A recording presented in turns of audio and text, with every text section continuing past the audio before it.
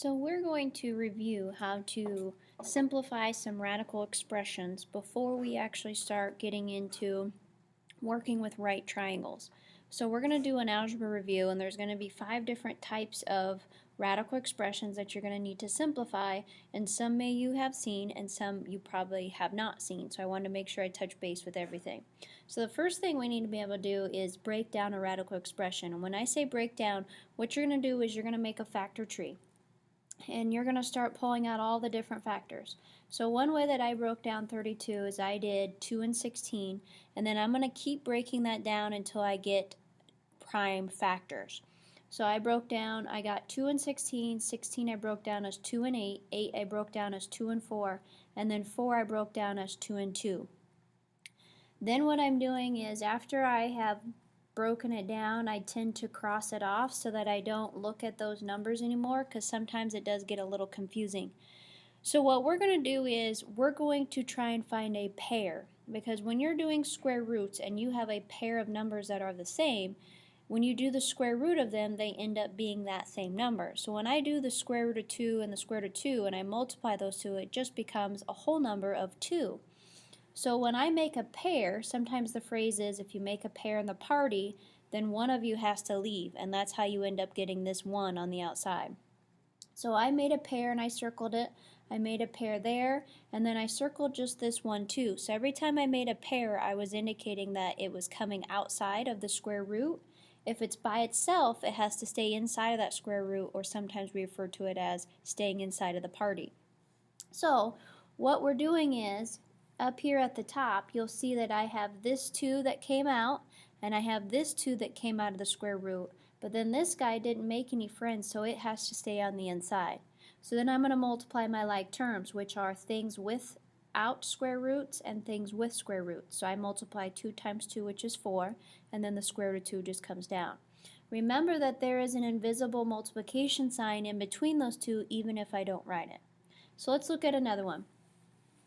So I broke down 28 as 2 and 14, which there are other combinations which you are welcome to use. Then I broke down 14 as 2 and 7, and then I stopped because those are both prime factors. Then I'm looking for pairs, so I made a pair of 2, so the 2 comes outside. The 7 didn't make any pairs, so it has to stay on the inside. So I had 1 2 on the outside, 1 7 on the inside, and there was nothing to combine because this didn't have a square root, so my answer is just 2 square roots of 7.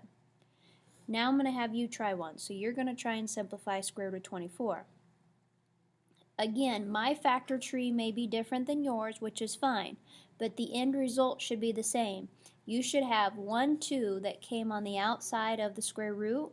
You should have a 2 on the inside of the square root and a 3 on the inside of the square root. Then I have like terms that I need to multiply. The like terms are what is underneath my square root. So the 2 stays on the outside, and then on the inside it changes to square root of 6. Now there's a couple more that look similar, but I want to show them to you. So notice that I have a 4 on the outside of here. You're not going to do anything with that for the time being. You're going to break down the 48.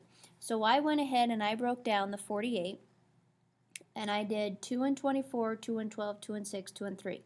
I made a pair of 2's, so that came out. I made a pair of 2's there, so that came out, and then I was left with this 3. So what I'm doing is showing you that this 4 is still on the outside. So even though I didn't mess with it right now, I still have to bring it back into play. So I'm going to bring that 4 back on the outside.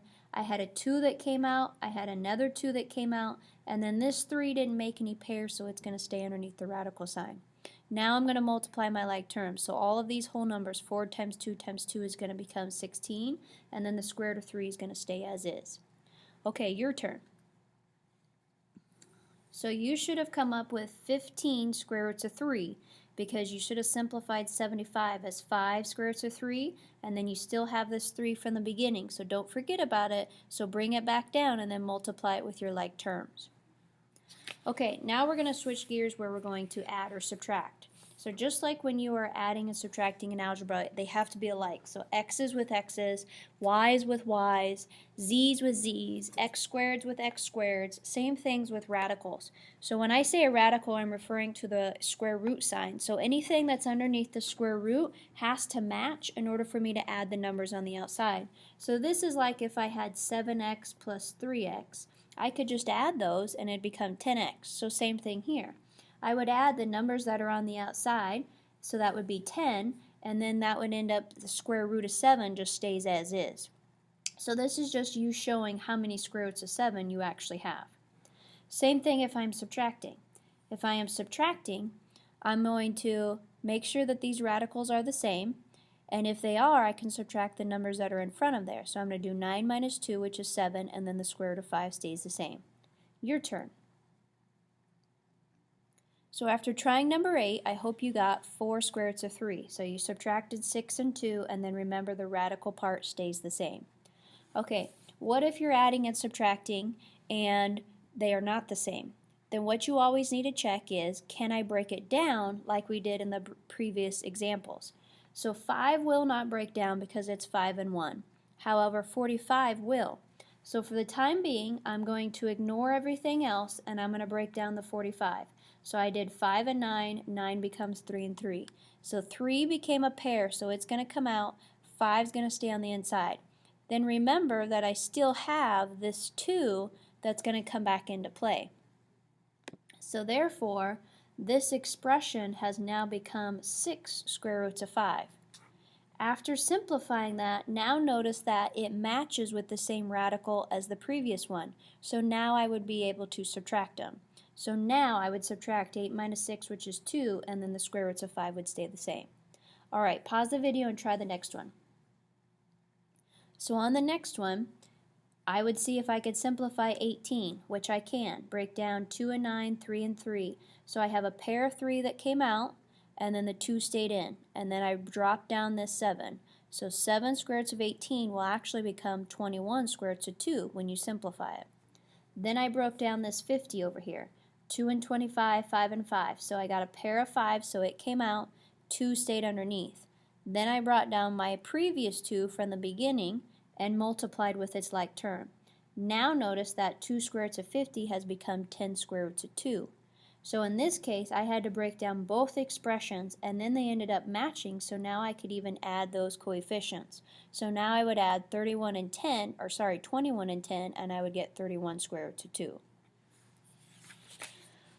Okay, next step is we're going to multiply. So when you're multiplying, again, has to be like terms. So things with square roots, things without will be things I multiply. So I'm going to multiply 10 times 5, which is 50, so I have square root of 50.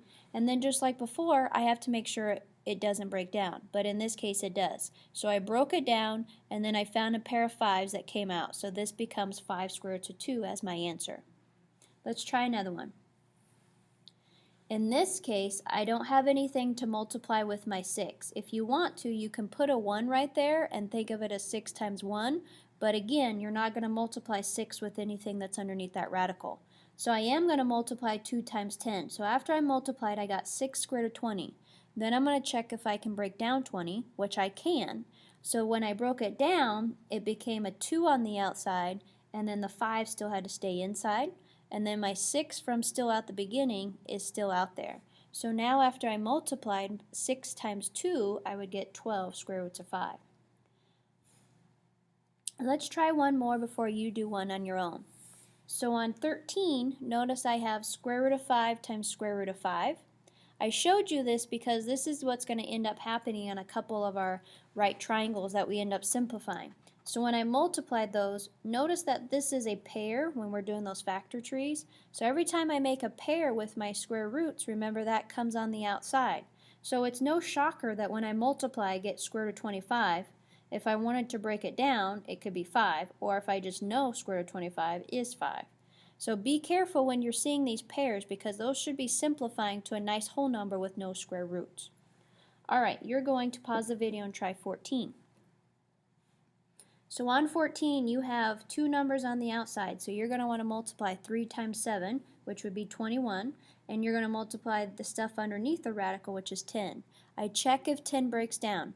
10 would break down to 2 and 5, but then nothing else would happen and I would make no pairs. So that would be my final answer.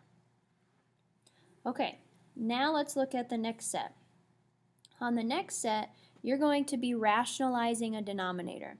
And what that means is you want to get this square root sign from outside of that denominator, meaning I don't want it to be there anymore.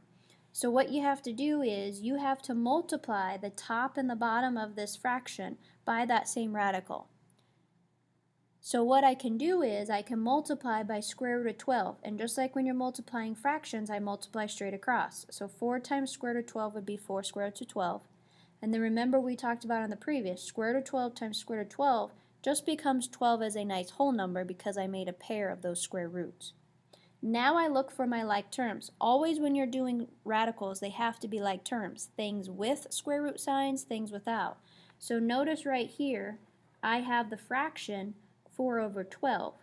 And that fraction reduces to 1 over 3, which is what I'm showing on the next step. Okay? So I simplified my like terms. The other thing I need to simplify is this square root of 12. I need to check if it will break down. So when I broke it down, notice that I got a pair of 2's that came out. So when I broke it down, square root of 12 actually becomes 2 square roots of 3. Now remember, you still have this 1 in front if you want to count it there, but 1 times 2 isn't going to change anything. So my final answer is 2 square roots of 3 over 3. And notice what we did. We got that radical out of the denominator, and so then put it in the numerator. So rationalizing the denominator means I cannot have a radical in that denominator. All right, it is your turn. So on 16, you should be timesing by the square root of 75 on top and bottom. So that means on the new fraction, I have 5 square roots of 75 over 75. Then you're going to check if your like terms will simplify. So my whole numbers, 5 over 75, reduce to 1 over 15. So I'm going to change that. Then I'm also going to check if 75 simplifies underneath my radical sign, and it does. It will simplify to 5 square roots of 3. So my new fraction becomes 5 square roots of 3 over 15. But then look what happens again. Then I have one more step where my whole numbers again reduce one more time. So square root of 3 over 3.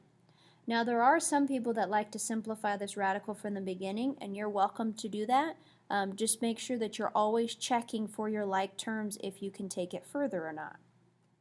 Alright, last step here. We're going to solve some equations because this is what you'll end up doing when we start working with more of our right triangles. So I want to make sure you're familiar with them. So the first one says solve the equation, simplify. So I want to solve for y. Well, y is over here and it's already by itself on this equation. So all I have to do is just multiply these two. So remember what we said. When I have two square roots together, it's just going to become that nice whole number.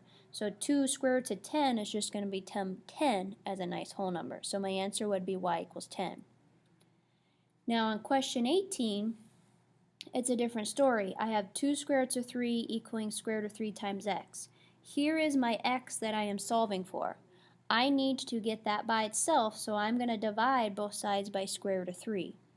Remember, these are just numbers, so even though that they look different, they are still just numbers. So since they're the same thing, when I'm dividing, those are going to cancel out. And same thing over here. Since the square root of 3 I'm dividing, those are going to cancel each other out. So that means I'm just left with 2 on this left side and x on this right side. Okay? Alright, I want you to pause the video and try the last question. So on this last question, you have 10 equaling square root of 2 times y. So your first step should be dividing both sides by square root of 2. Now on this right-hand side, those square roots of 2 should be canceling each other out. But on the left side, nothing cancels. So right now, I'm left with y equaling this. Remember our previous steps is we always have to simplify. I have a radical in this denominator that I would need to get out. So I would need to multiply top and bottom by square root of 2. That would give me 10 square roots of 2 over 2. And then last I would check to simplify. 10 over 2 will simplify to 5, or 5 over 1. And then square root of 2 will not simplify, so it will stay as is. So my final answer would be 5 square roots of 2. Now I realize this is kind of a lengthy review, but I need to make sure that you know how to do all of these radical expressions, because I found that last year we had some gaps from where people were coming from, either the middle school or what they had here at the high school. So I need to make sure that you know how to simplify all of these. So please let me know if you have questions, otherwise start working on the worksheet.